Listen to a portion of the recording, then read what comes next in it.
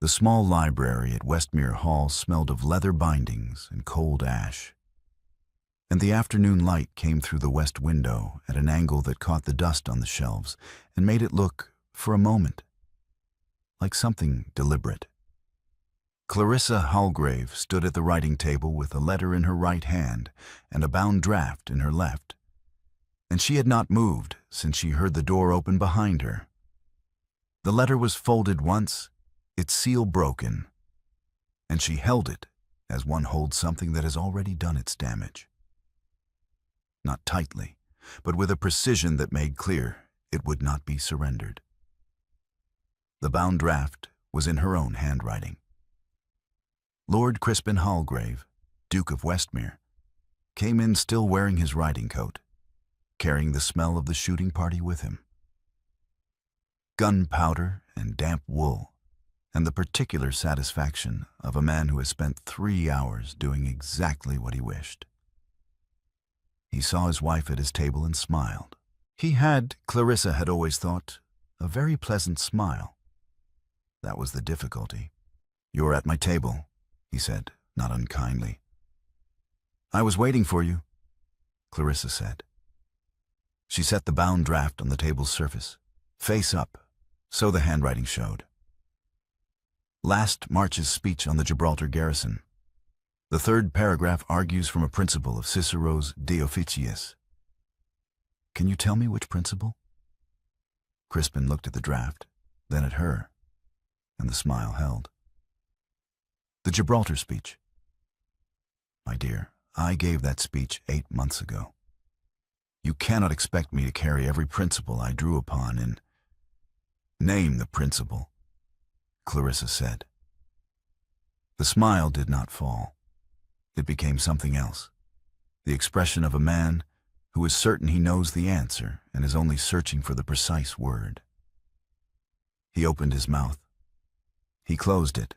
He said, "The principle concerning obligation, the officium of—" And then he stopped, because even he could hear that he was improvising, and the improvisation had already lasted 40 seconds. And Clarissa had not moved or spoken or looked away. He reached for the letter in her hand. She stepped back and placed it on the table beside the draft, the two documents side by side, each in its own handwriting, and she said, "That letter is from Lord Kelvedon. It congratulates you on possessing the most intellectually rigorous mind currently contributing to the front bench.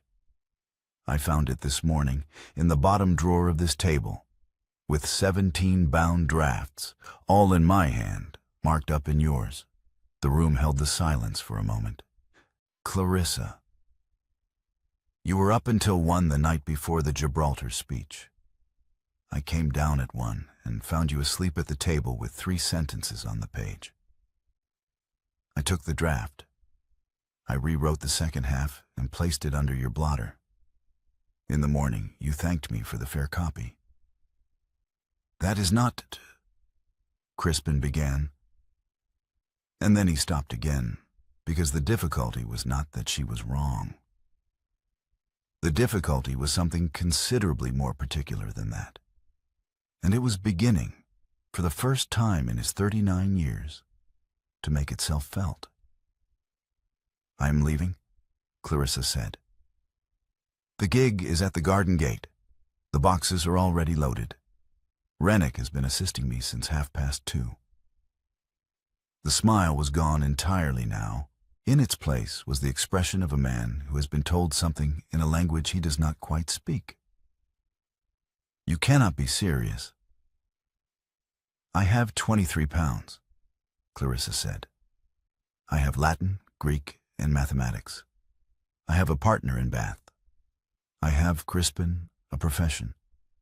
I have had one for 6 years, which is the precise difficulty."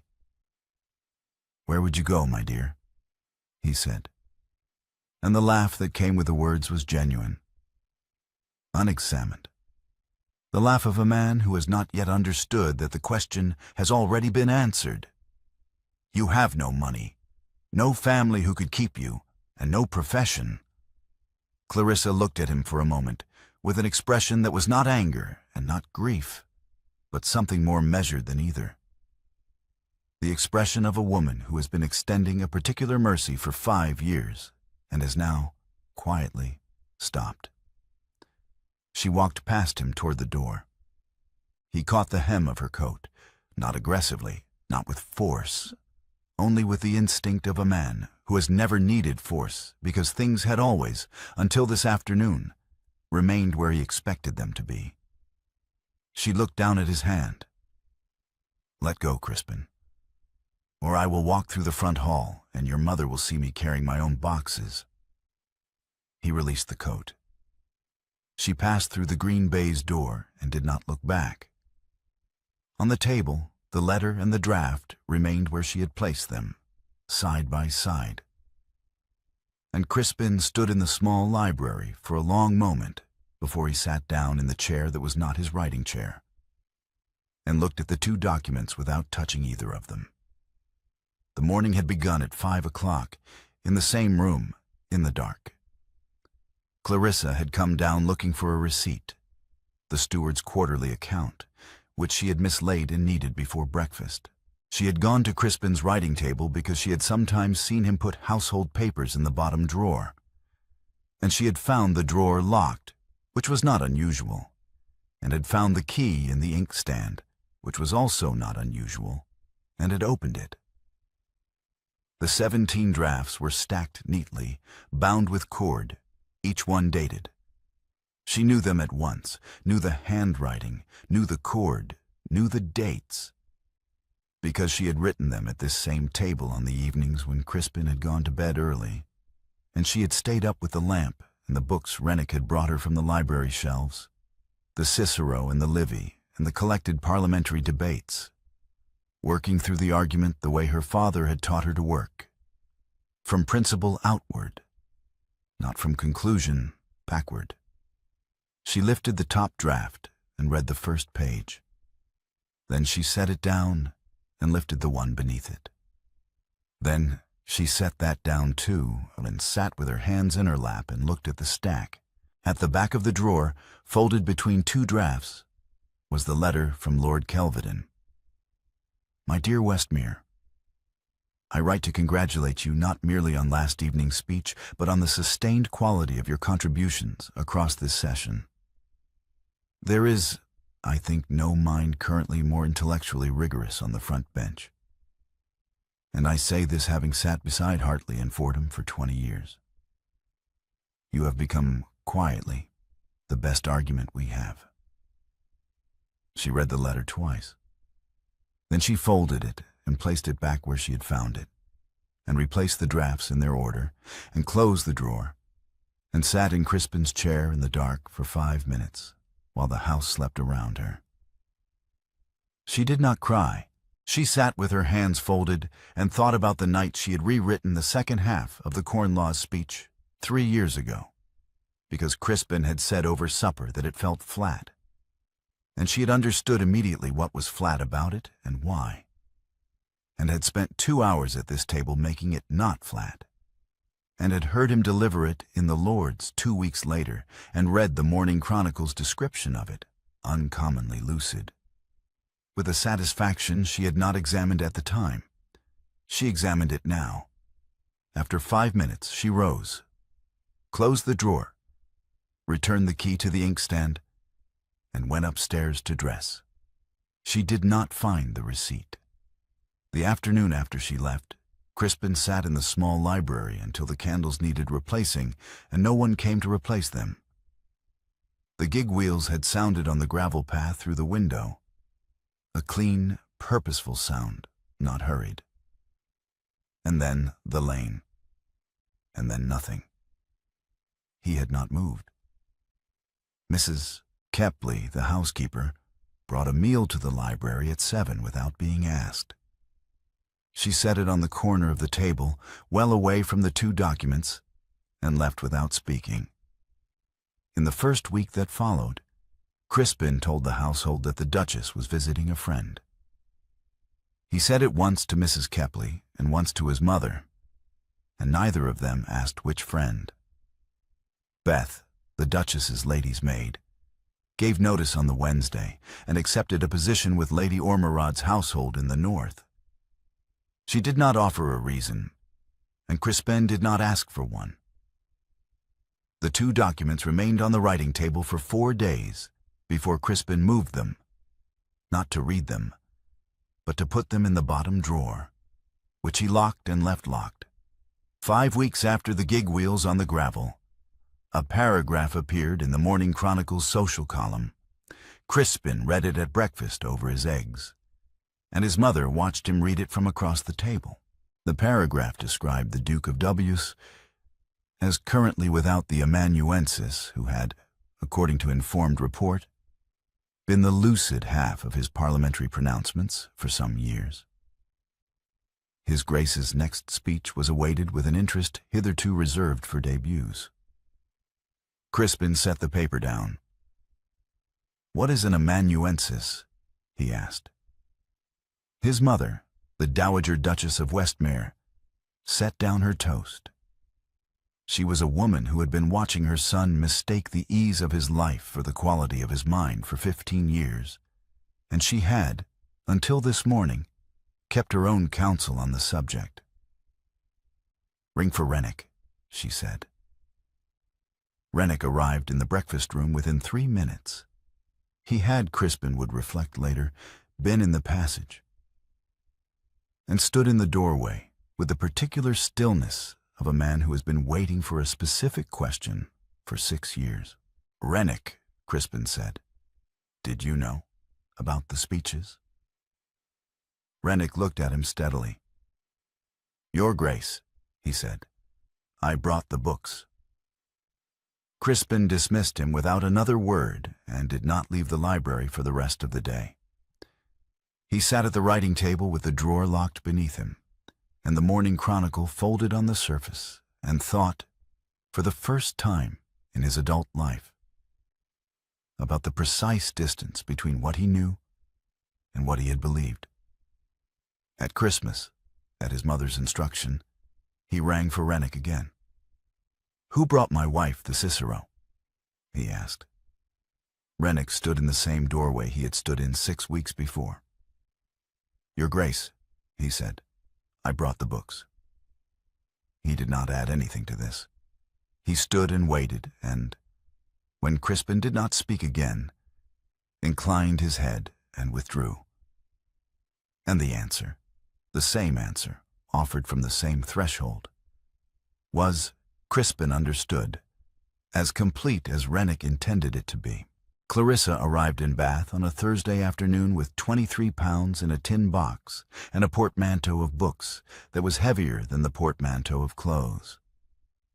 She took rooms in a boarding house on Henrietta Street, kept by a Mrs. Fallow, who asked no questions about absent husbands and charged 7 shillings a week. And Clarissa paid the first month in advance and went to bed early and lay in the dark listening to the city.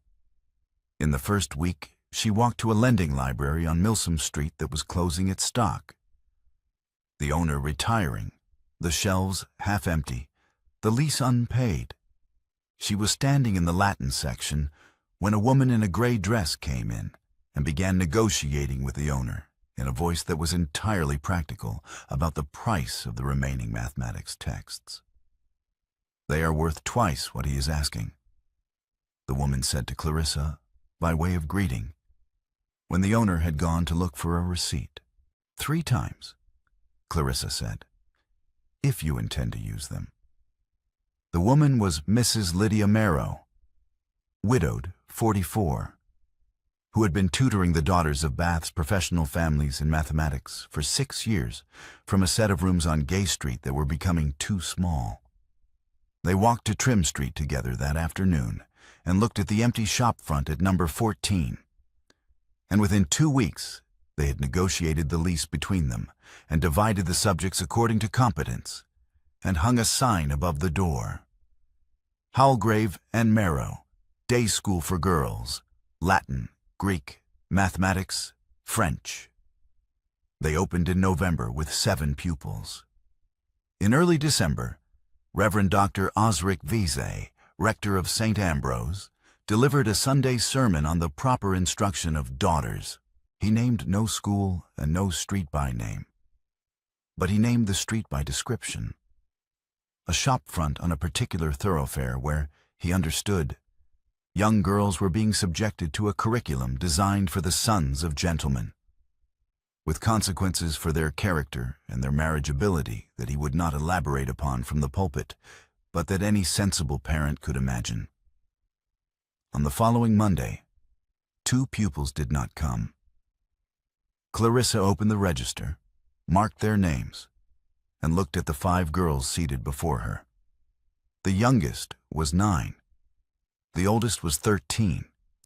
They were watching her with the attentiveness of children who understand that something has happened and are waiting to see how the adult in the room will respond to it. "Miss Penhaligon," Clarissa said, "would you come to the board and decline Puella for us, please?" Miss Penhaligon, the apothecary's daughter, 12 years old, already the best reader in the room, came to the board and declined Puella with precision through all 6 cases, singular and plural, without a single error. And the lesson continued. Crispin's first 5 letters arrived at Mrs. Marrow's address over the following weeks. The first 4 Clarissa returned unopened. The 5th contained the Kelvedon letter, the original, the seal rebroken, folded inside a single sheet of Crispin's writing that said only, "I thought you should have this." Clarissa sat with the Kelvedon letter in her hand for a long moment. Then she wrote 1 line on a slip of paper and gave it to Mrs. Marrow, who copied it in her own hand and returned it with the letter enclosed. Lord Kelvedon wrote to the man he believed you to be. You may keep the letter when you have become him. In October, Rennick had found Crispin sitting on the floor of his study at Westmere Hall with his back against the writing table and Mrs. Marrow's returned envelope in his hands. He was not reading it. He was holding it in the particular way one holds something that has arrived from a very long distance and contains less than one hoped. Rennick set a fresh candle on the table above him, close enough to give light without comment, and left the room, pulling the door to behind him. In January, Dr. Valli wrote formally to the Bath Corporation, requesting an inquiry into whether Hallgrave and Marrowday School was fit to hold its Trim Street premises, on grounds of an unseemly curriculum. The corporation agreed to hear the matter in March. Mrs. Marrow received the letter on a Thursday morning, read it twice, and placed it in her desk drawer. She also received, 2 weeks later, a private visit from Dr. Vesey himself, who arrived at the school after hours and sat across from her with the considered patience of a man who believes he is being generous. "Dissolve the partnership," he said. "Run the school yourself, on suitable subjects, music, sewing, light French. I will withdraw the inquiry and recommend the corporation renew the lease. No one need be embarrassed." Mrs. Marrow looked at him for a moment. She said simply, "No." "Mrs. Marrow, thank you for coming, Dr. Vesey." She did not tell Clarissa about the visit until after the inquiry had been dismissed. Crispin wrote his 6th letter in late January. It was not about the marriage. It was about a passage in Cicero's De Officiis that he had been reading, genuinely reading, not delegating. And it contained a question. The passage in Book 1 concerning the distinction between justice and beneficence. I cannot follow his argument at the point where he says beneficence may become unjust. I have read it 4 times, and I am still in the same difficulty. Clarissa read the letter twice. She took out her pen, took out the letter, and wrote in the margins of his own transcription, correcting 2 Latin constructions, marking 1 word he had mistranslated, and at the foot of the page, writing 3 sentences that answered his question directly and pointed him to 2 pages further on, where Cicero answered it himself. She returned the letter through Mrs. Merrow's hand without a covering note. It was the first direct written communication since the library. Crispin came to Bath in February. He arrived at Trim Street on a Wednesday morning, and the sign above the door stopped him on the pavement. Through the window, he could see his wife. She was standing at a blackboard with a piece of chalk, correcting a Greek declension that a girl of perhaps 9 had written in an unsteady hand. The correction was precise and unhurried. Clarissa erased one letter, wrote another, stepped back, and asked the girl a question that Crispin could not hear through the glass. The girl answered. Clarissa nodded and handed the chalk back. At a second desk, Mrs. Merrow was working through a mathematics problem with an older girl, their heads together over a slate. Crispin watched. He could not read the Greek on the board. He knew this with a certainty that arrived without drama, the way one knows the temperature of a room. It was simply true, and he was standing in it. The 9-year-old daughter of a Bath apothecary was reading from her slate in a clear voice, and the fluency of her reading was, by any fair measure, superior to anything he had delivered in the Lords. Mrs. Merrow glanced toward the window. She saw him. She said nothing to Clarissa and returned her attention to the slate before her. Clarissa did not turn from the blackboard. Crispin stood on the wet pavement for 11 minutes. He counted them by the church clock at the end of the street. Then he walked back to his lodgings, sat at the small writing table in his hired rooms, and wrote the first letter entirely in his own hand. 4 pages, unpolished, full of grammatical errors and the particular awkwardness of a man who has never before been required to find his own words. It was mostly about himself, what he had believed. What he now understood, he had not known. Mrs. Merrow returned it the following day, with one sentence written at the top in her neat hand. Read something first, then write. He hired a retired Oxford tutor the following week at 2 guineas. The tutor's name was Mr. Finch. He was 63. He had spent 40 years correcting undergraduates. And he corrected Crispin's Greek pronunciation with a pitilessness that Crispin found, after the first shock of it, oddly clarifying. The corporation hearing was held in late March, on a Tuesday, in the Assembly Room's smaller committee chamber. Dr. Vesey presented his case with the methodical confidence of a man who has never had cause to doubt the outcome of his own arguments. He described the curriculum at Halgrave and Merrow as inappropriate to the female character, injurious to domestic formation, and likely, if permitted to continue, to produce young women unfit for the stations God and society had prepared for them. Mrs. Merrow entered Miss Penhaligon's examination papers, Greek, Latin, and mathematics, as evidence of what the curriculum produced.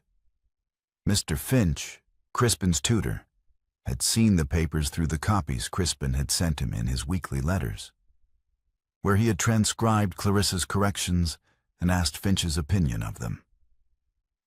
Finch had formed a clear opinion. He rose from his seat in the public gallery without being asked and requested permission to address the committee, which was granted on the grounds that a retired Oxford Fellow's testimony on the quality of examination papers was germane to the matter. He testified for 8 minutes. He said that Miss Penhaligon's Greek composition showed a command of syntax that he had not seen equaled in a student under 16 in his 40 years of teaching, that the mathematics paper demonstrated genuine analytical reasoning rather than rote method, and that any institution producing work of this quality was an ornament to the city, and the corporation should be embarrassed to consider suppressing it. Dr. Vesey made one further remark. The committee retired for 20 minutes and returned to dismiss the inquiry. Crispin was in London. He had written to Mrs. Merrow 10 days before the hearing. I will not come. If I sit in that room, the inquiry becomes about whether a duke is defending his wife, and the school deserves to be defended on its own merits. Mr. Finch will speak if asked. Please ask him. Mrs. Marrow wrote to Clarissa that evening. 2 items. The inquiry had been dismissed, and the Duke had not come. And she thought, on reflection, that he had learned one thing. Clarissa read the letter at her desk after the pupils had gone. She unlocked the tin box, counted the coins inside out of habit, placed the letter in the box, and locked it again without replying. Mrs. Marrow's note arrived at Crispin's Bath lodgings on a Friday. Mrs. Halgrave will see you on Thursday at 10 o'clock. The school is in session. You will observe the oral examination she is administering to the second-year pupils. You will sit where the parents sit. You will not be introduced as her husband. You will be introduced as a visiting observer. If these terms are acceptable, present yourself at the door at 5 minutes to 10. He presented himself at 4 minutes to 10. The schoolroom was smaller than he had imagined from the pavement. 6 rows of desks, a blackboard, 2 windows facing the street, a second desk at the back where Mrs. Marrow sat with a record book open before her. The parents' chairs were 3 wooden seats along the left wall. Crispin sat in the middle one. Clarissa stood at the front of the room.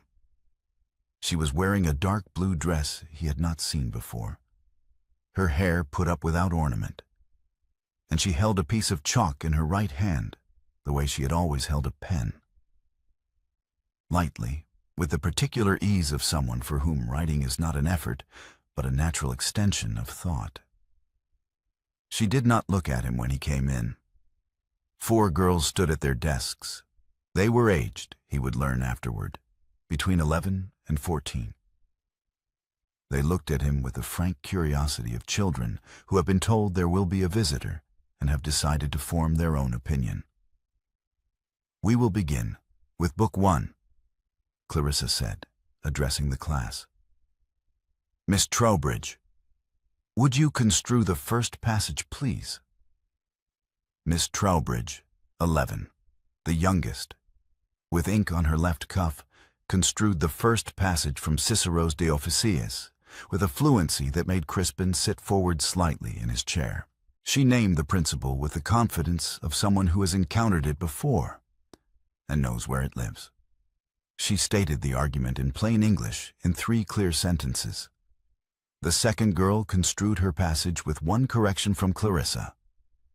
A single word offered without interruption, that the girl absorbed and incorporated without losing her place. The third required 2 corrections, and accepted them in the same manner. Then Miss Penhaligon stood. She was 14. She was the apothecary's daughter, and she had her father's coloring and her mother's precision, and she construed her passage from De Officiis without a single error, the Latin clean, the identification of the principle immediate, the statement of the argument in English both accurate and, Crispin noted with a sensation he could not immediately name, elegant. Then she added, unprompted, that she had recognized the principle the previous March, when her father had read aloud from the Morning Chronicle the Duke of Westmere's speech on the Gibraltar garrison, which she had since read in Cicero and found to be, in its 3rd paragraph, a precise application of the principle she had just named. The room was quiet. Clarissa had not looked at Crispin once. She looked at Miss Penhaligon now with an expression of steady attention, and she said, "Can you identify which principle specifically, and describe how the speech applied it?" Miss Penhaligon could. She did. She was correct in every particular, and she delivered the answer with the matter-of-fact precision of someone who has done the reading and is only reporting what she found there. Then Clarissa turned her gaze to the 3 parents' chairs along the left wall. She addressed the one that was occupied. "Sir," she said, "as a gentleman who may be acquainted with the speech in question, would you care to comment on whether Miss Penhaligon's reading accords with your own?" The room held 90 seconds of silence. 4 girls watched him. Mrs. Marrow, at her desk at the back of the room, watched him with the stillness of a woman who has been waiting for this moment since February. Clarissa looked at the middle distance between the blackboard and the windows, and did not watch him at all. Crispin stood up. He was aware of the chair scraping. He was aware of the chalk dust on the blackboard and the smell of the second-hand Cicero on the nearest desk, and the sound of the street outside. He was aware, with a precision that had been arriving in him slowly since October and had now completed its arrival, of exactly what he was standing in. Miss Penhaligon has read the passage and the speech more closely than the speech's author did, he said. His voice came out level, which surprised him. I cannot improve on her reading. I cannot, in fact, match it. I came here this morning with a particular intention, which I will not name in front of your pupils, Mrs. Halgrave, because it was not an intention that deserved the room. I am leaving having been instructed by a 14-year-old girl in the substance of my own ignorance, and I find I do not resent it. Mrs. Halgrave, Miss Penhaligon, Mrs. Marrow. He paused. Ladies, I am leaving now. I will not interrupt the lesson further. He bowed, not to Clarissa, to the 4 girls standing at their desks, who looked back at him with the serious attention of young people who understand that something of consequence has just occurred in their classroom. He left through the door he had come in by and closed it behind him with care. Inside the room, Clarissa turned back to Miss Penhaligon. The second passage, she said, when you are ready. Miss Penhaligon, whose face had gone quite pink, took a breath and found her place, and began. At the back of the room, Mrs. Marrow opened her record book to the day's page and made a mark in the margin. The following Monday, a letter appeared in the Morning Chronicle's correspondence column over the name of Lord Crispin Halgrave, Duke of Westmere. It was 10 sentences. It did not name Clarissa. It stated that recent reflection had persuaded him he was not the scholar he had presented himself to be, that the intellectual quality of his parliamentary contributions had not been his own work, that he was grateful to those who had found them useful, but could not in good conscience continue to occupy a seat on those terms, and that he was therefore resigning with immediate effect. The county read it at breakfast. By dinner, the county had understood. Lord Kelvedon wrote a private note that arrived at Crispin's Bath lodgings 3 days later. I had suspected. Your honesty becomes you. Come and see me when you are next in town, as yourself. Crispin did not reply for 3 weeks. When he did, it was 4 pages in his own hand, full of grammatical errors and 1 paragraph, one genuinely good paragraph, about a book he had read for the first time at 39. Kelvedon wrote back the following week. Better. Keep reading. In late April, on a Tuesday, Clarissa walked the Crescent at 4 o'clock as she had done every Tuesday since February. The light was long and pale, the kind of light that makes Bath stone look warm even when the air is cold, and she walked at her usual pace with her coat buttoned and her hands in her pockets. Crispin was on the far curve, on a bench, with a book open on his knee. He did not look up when she passed at 50 feet. She walked the full length of the Crescent and continued around and came back on her second circuit. And this time she stopped at his bench. What are you reading? She said. He looked up. The Nicomachean Ethics, Book 2. I am having trouble with the definition of virtue as a mean. My tutor says I will understand it by September. He is being kind. You will understand it by Christmas, if you are honest about where the difficulty lies. Where does it lie? In believing a mean is a compromise, Clarissa said. It is not. It is a precise quantity. Aristotle is not a moderate. He is a geometer. Crispin looked at the book, then at her. I see, he said, and she could hear from the way he said it that he did, in fact, C. Clarissa. He held the book with his finger marking the page. I am not asking you to come home.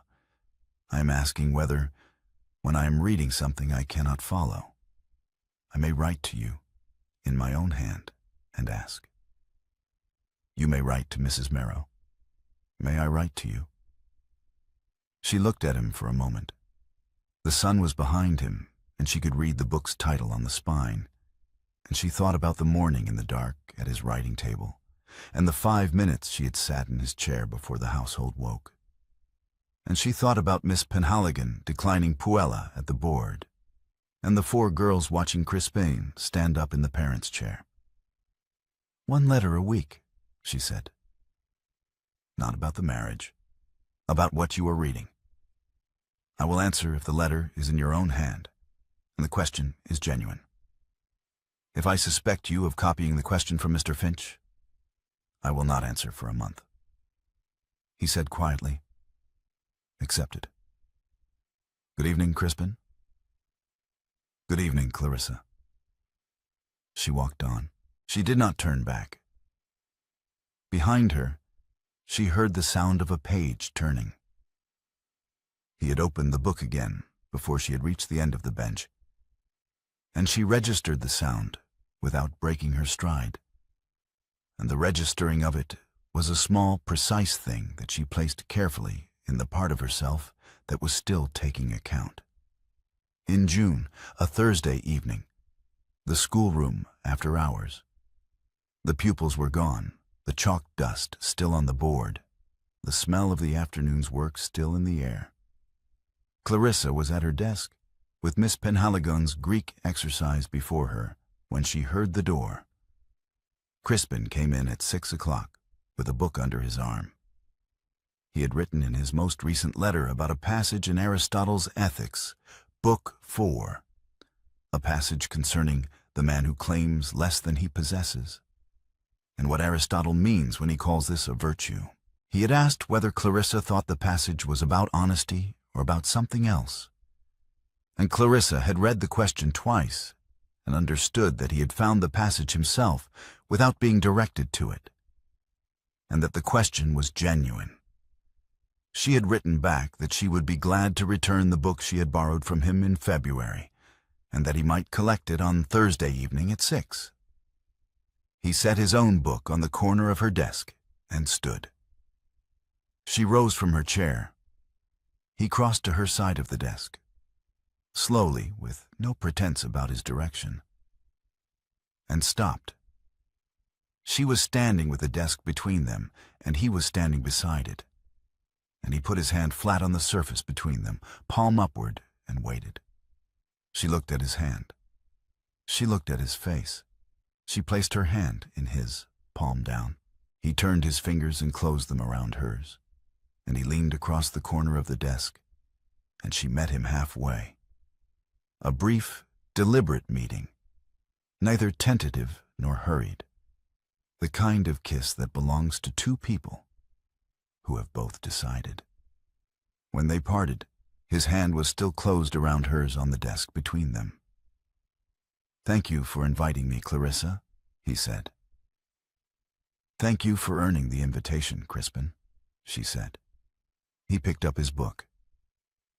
She walked him to the door. He went down the step to the street, and she watched him go until he turned the corner. And then she went back inside and sat at her desk and finished marking Miss Penhaligon's exercise in the candlelight. September. The schoolroom after hours, the pupils gone since 3, the chalkboard clean, the room holding the particular quiet of a place that has been full of voices all day and has only recently remembered how to be silent. Clarissa sat at her desk with Miss Penhaligon's Greek exercise before her. On the corner of the desk, a letter in Crispin's hand arrived that morning, still sealed.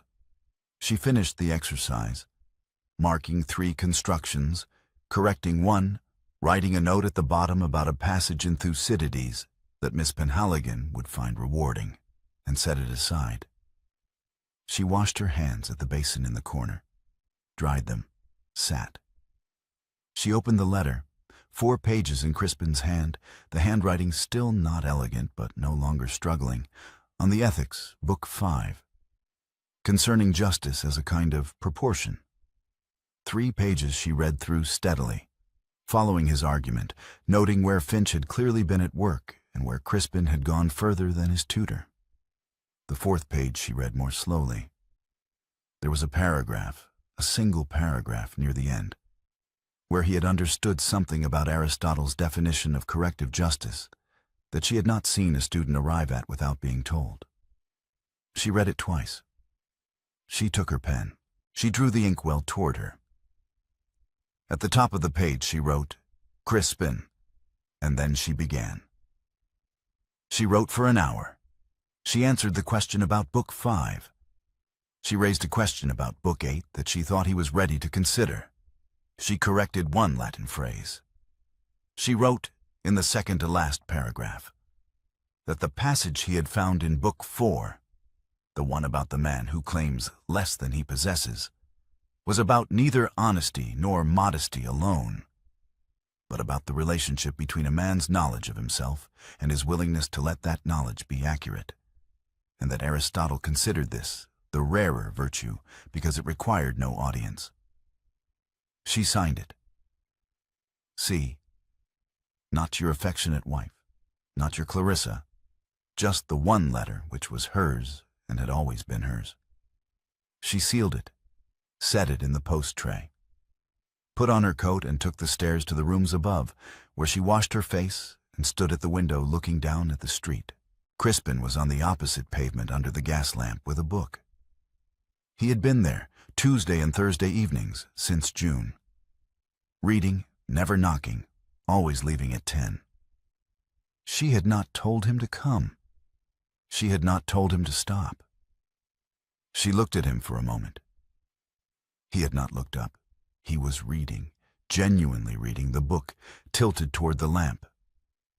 She raised one hand to the glass. He did not see it.